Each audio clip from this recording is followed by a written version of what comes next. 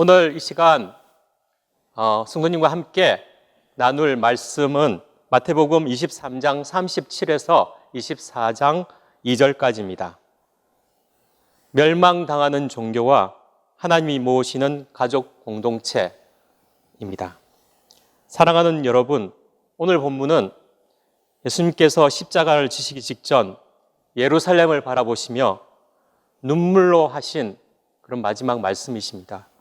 이 말씀은 단순히 예루살렘 멸망에 대한 예언이 아니라 왜 종교가 하나님의 마음을 잃어버렸는지, 그리고 하나님께서 결국 무엇을 이루고자 하시는지를 보여주는 말씀입니다. 하나님은 사람들을 모아 조직을 만들기보다 품어 가족을 만드시기를 원하십니다. 오늘 말씀을 통해 우리를 끝까지 품었고 또 모으시는 아버지 하나님의 마음을 함께 느끼기를 원합니다. 먼저 본문을 보겠습니다. 마태복음 23장 37절입니다.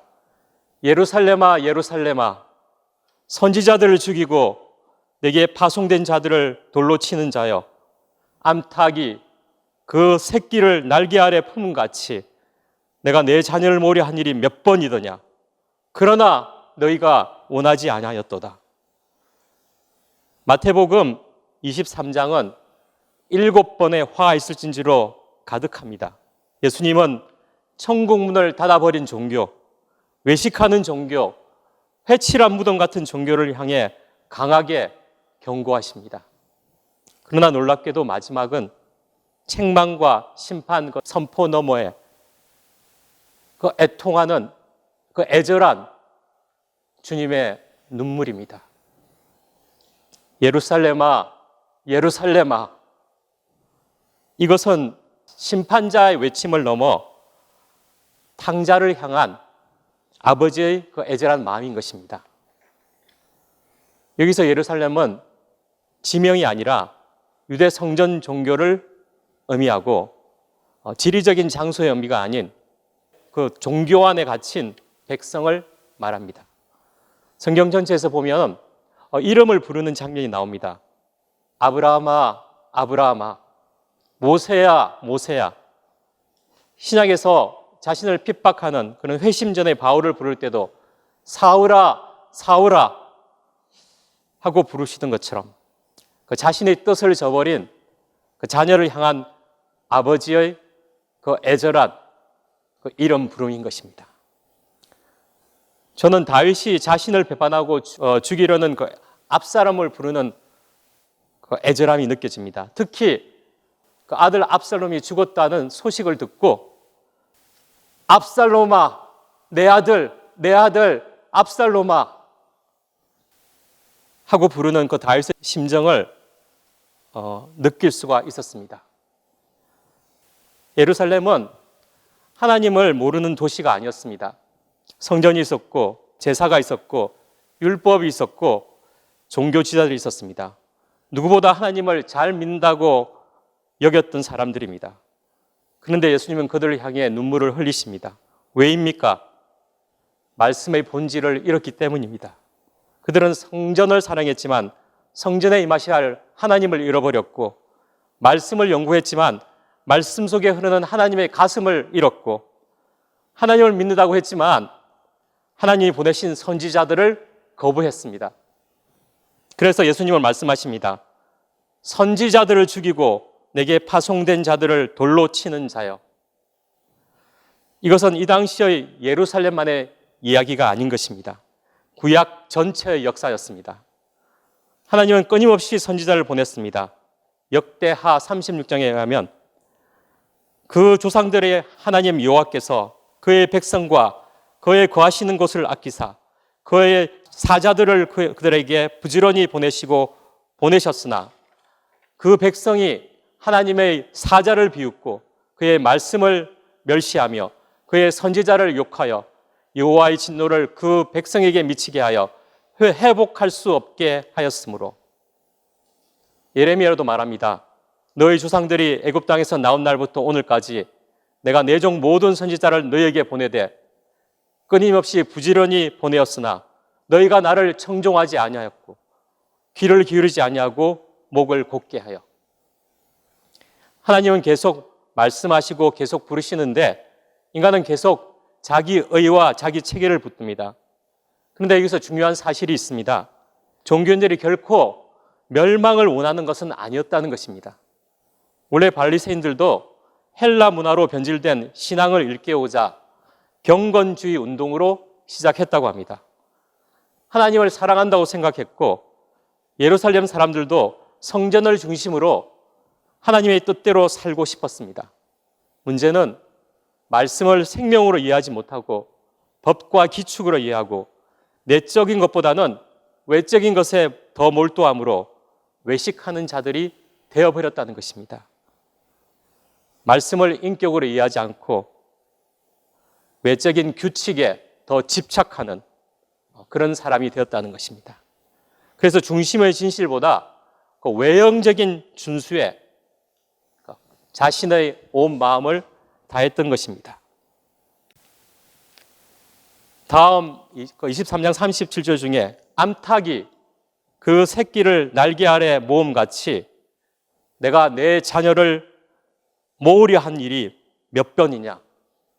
그러나 너희는 원하지 않는다. 예수님의 말씀은 나는 원한다. 그러나 너희는 원하지 않는다. 로 축약될 수 있습니다. 독수리나 사자 그런 짐승을 이야기한 것이라 암탉입니다.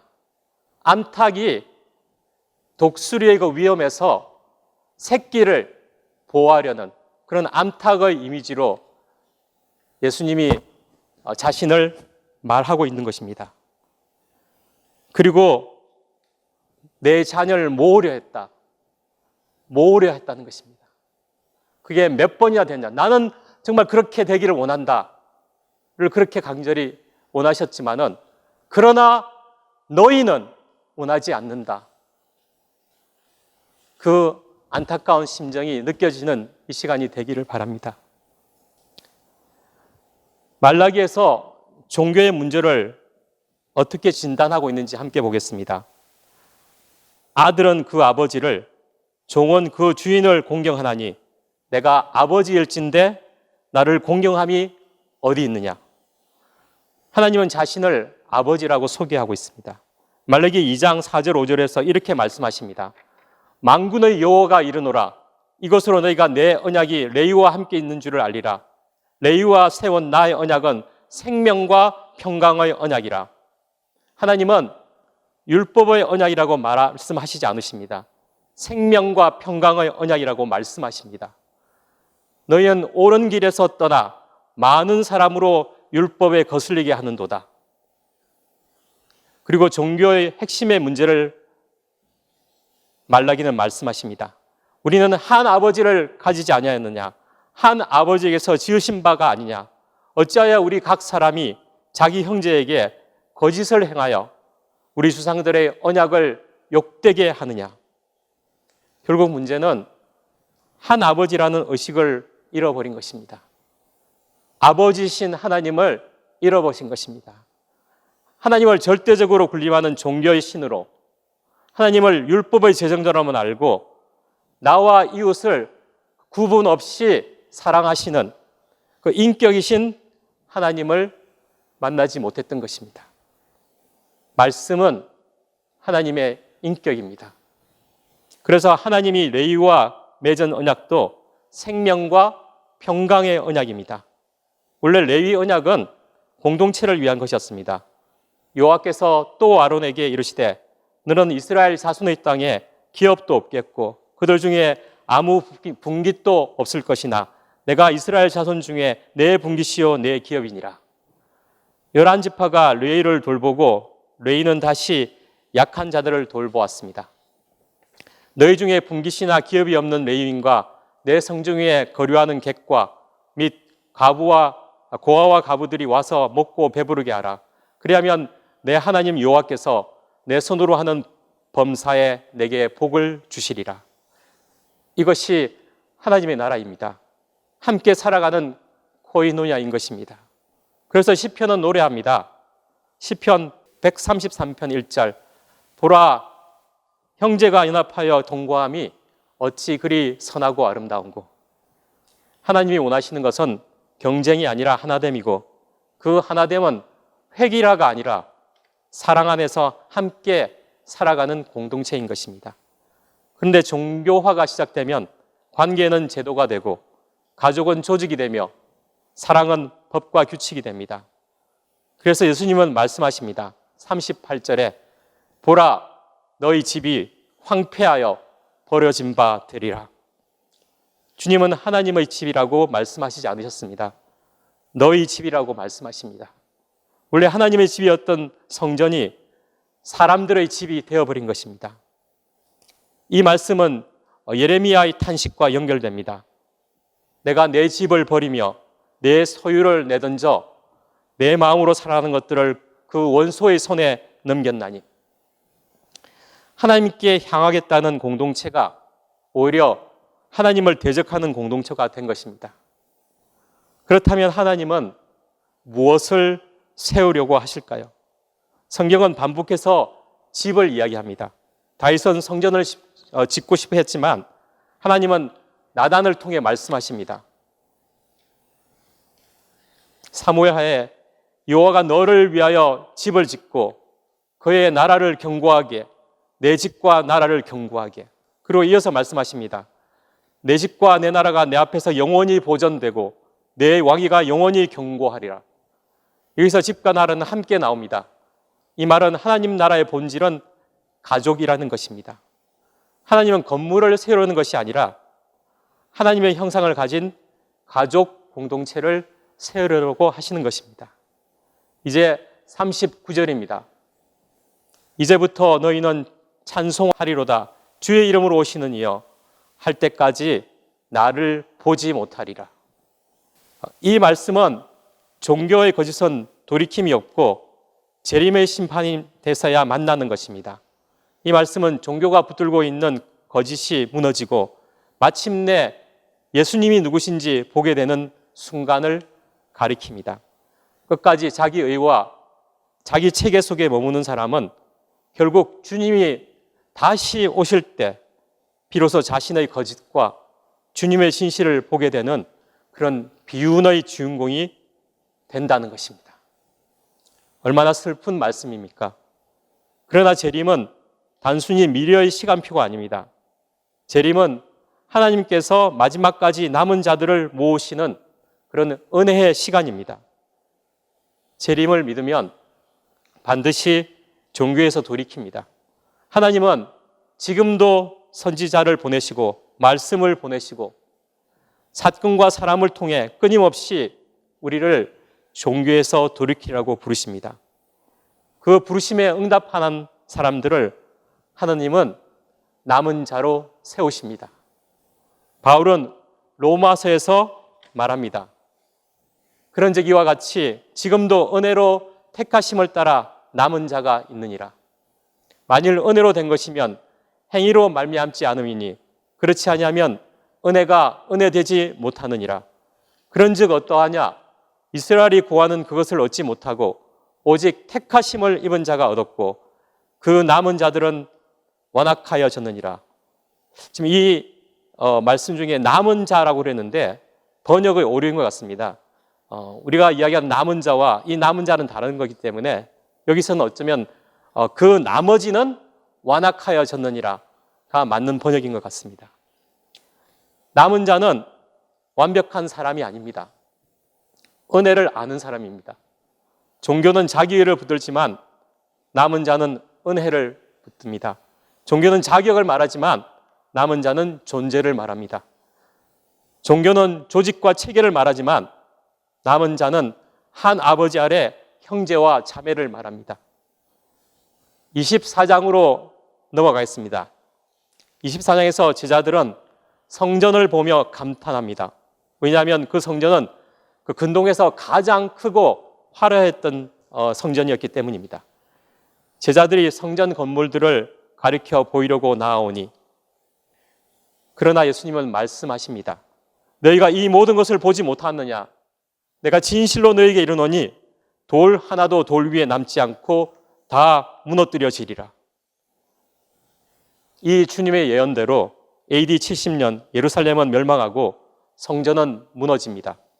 그러나 이것은 단순한 역사 사건이 아닙니다. 제자들에게 대해 답답해 하신 것은 제자들이 무화과 나무 저주 사건과 종교의 민낯을 보고 이사야 35장이 성취되는 것을 다 목격했는데도 성전의 화려함과 웅장함에서 벗어나지 못했기 때문입니다. 성전 심판은 끝까지 보지 않고 또 보지 못하는 종교에 대한 심판인 것입니다. 그러나 하나님은 심판으로 끝내지 않으십니다. 성전 중심의 종교는 멸망했지만 그로 말미암아 각처에서 사도 공동체의 부흥을 가져왔습니다. 그리고 예루살렘 멸망의 성취는 재림 약속을 분명히 했습니다. 앞으로 보게 될 마태복음 24장의 결론은 하나님의 백성을 모으시는 것이었습니다. 그가 큰 나팔 소리와 함께 천사들을 보내리니 그들이 그의 택하신 자들을 하늘 이 끝에서 저 끝까지 사방에서 모으리라. 오늘 본문인 23장에서도 암탉이 그 새끼를 날개 아래 모음같이, 그리고 24장에서도 택하신 자들을 사방에서 모으리라 입니다. 처음부터 끝까지 하나님의 목적은 같습니다. 모으는 것입니다. 함께하고 하나 되게 하는 것입니다. 사도행전 1장에서는 하늘로 올려가신 이 예수는 하늘로 가심을 본 그대로 오시리라 고 말씀하셨고, 계시록은 볼지어다 그가 구름을 타고 오시리라 각 사람의 눈이 그를 보겠고 라고 선포하며 마지막에는 보라 내가 속히 오리니 라고 선언합니다. 오늘날 재림이라는 단어는 많은 사람들에게 부담스럽게 들립니다. 왜냐하면 수많은 사이비 집단들이 재림을 이용해 사람들을 두렵게 만들고 날짜를 정하고 자신들을 특별한 구원자로 내세우며 재림 신앙을 왜곡했기 때문입니다. 그래서 많은 교회는 반대로 재림을 거의 말하지 않게 되었습니다. 한쪽은 재림을 이용해 사람들을 조종하고 다른 한쪽은 재림을 잃어버린 것입니다. 그러나 성경이 말하는 재림은 날짜를 계산하는 것도 아니고 세상의 멸망을 즐겁게 기다리는 것도 아닙니다. 예수님은 분명히 말씀하십니다. 그날과 그때는 아무도 모르나니 하늘의 천사들도 아들도 모르고 오직 아버지만 아시느니라. 재림신앙의 핵심은 시간이 아니라 관계입니다. 사건이 아니라 만남입니다. 참된 재림신앙은 사람을 다른 사람과 그 다른 특별한 사람으로 만드는 것이 아니라 더 겸손하게 하고 사람들을 품고 오늘을 사랑하며 주님을 닮아가는 사람으로 만듭니다. 왜냐하면 재림은 무서운 심판의 날 이전에 내가 사랑하고 또 나를 사랑하시는 인격이신 그 주님을 마침내 만나는 날이기 때문입니다. 그 만남을 기다리는 사람은 자연스럽게 종교에서 돌이켜 하나님의 자녀로 변화되어 갑니다. 그러므로 성도 여러분, 마태복음 23장 37절에서 24장 2절의 가장 중요한 질문은 무엇일까요? 나는 나와 나의 완고함을 붙들고 있는가? 아니면 아버지의 품에 안겨 이웃을 품고 있는가입니다. 오늘 하나님께서 내 앞에 보내신 사람들을 품는 것입니다. 모두가 하나님의 형상으로 지음받은 존재이기에 누구를 대하든 사람됨을 잃지 않고 대하는 것입니다. 우리가 다른 사람과 비교하는 삶에서 벗어나고 또 인정받기 위해 애쓰던 삶을 벗어나고 외식에서 벗어나는 그런 길은, 또 이웃을 품는 길은 예수님께서 공생애를 시작하기 전에 먼저 들으셨던 그 음성을 듣는 것입니다. 이는 내 사랑하는 아들이요 내 기뻐하는 자라. 예수님은 어떤 업적을 이루시기 전에, 어떤 기적을 행하시기 전에, 어떤 사람을 고치시기 전에 먼저 사랑받는 아들이라는 선언을 들으셨던 것입니다. 아버지의 사랑이 먼저였고 다른 모든 것들은 그 다음이었습니다. 우리도 이 음성을 듣기 전에는 끊임없이 자신을 증명하려 하고 남과 비교하며 살아갑니다. 그러니 이웃을 품을 수가 없죠. 그러나 이 음성을 들을 때 비로소 두려움에서 자유로워집니다. 외식에서 벗어나게 됩니다. 사랑받기 위해 사는 사람이 아니라 이미 사랑받고 있기 때문에 사랑할 수 있는 사람으로 변화되는 것입니다. 결국 사람을 변화시키는 것은 심판의 공포가 아닙니다.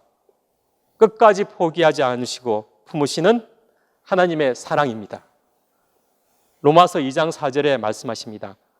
하나님의 인자하심이 너를 인도하여 회개하게 하심을 알지 못하느냐. 예수님께서 예루살렘을 향해 흘리신 눈물도 바로 그 사랑의 눈물입니다.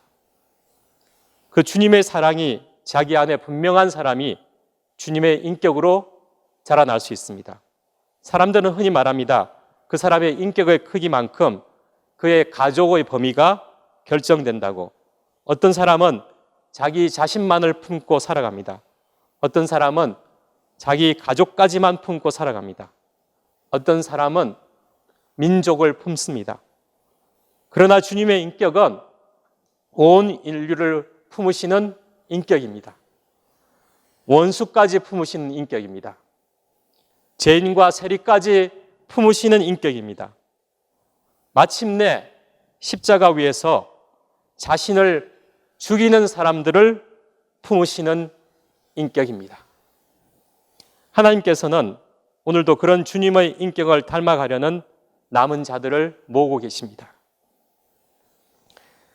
하나님의 심판과 예루살렘의 멸망, 그것은 끝이 아니라 남은 자를 세우기 위한 섭리의 과정인 것입니다. 하나님은 거짓과 외식을 멸망을 통해서까지 걷어내시고 끝까지 자기 백성을 모으시고 품으시며 한 가족 되게 하십니다.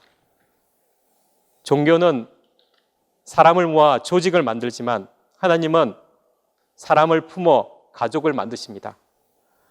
하나님께서 창조하시고 섭리하시고 완성하시는 여정 속에서 우리는 하나님과 하나가 되고 서로와 하나 되며 마침내 하나님의 사랑과 아름다움을 드러내는 존재로 자라갑니다. 그렇게 변화된 사람들은 서로에게 복이 되고 함께 하나님 나라를 이루어 갑니다. 이제 말씀을 마감하겠습니다. 사랑하는 성도 여러분, 우리 모두 종교를 지키는 사람이 되지 맙시다. 자신이 옳다고 믿는 바를 지키는 사람이 되지 마십니다. 그런 사람이 되기보다 아버지의 품으로 돌아가는 사람이 되기를 원합니다. 언젠가 주님을 얼굴과 얼굴로 뵙게 될 그날을 소망하며 서로를 판단하기보다 품고 자기 의보다 은혜를 붙들고 함께 하나님 나라의 가족으로 걸어갑시다. 주님께서 우리를 품으시고 모으신 것처럼 우리도 서로를 품으며 사랑의 인격이신 하나님을 닮아가는 남은 자의 길을 끝까지 함께 걸어가기를 소망합니다. 함께 기도하시겠습니다. 아버지 하나님, 오늘도 우리를 품으시고 모으시는 주님의 마음을 보게 하시니 감사합니다. 종교보다 주님을 붙들게 하시고 두려움보다 사랑을, 자기 의보다 은혜를 붙들게 하옵소서. 인격이신 주님을 만나는 그날까지 서로를 품으며 하나님 나라의 가족으로 함께 걸어가게 하옵소서. 예수님의 이름으로 기도드렸습니다. 아멘.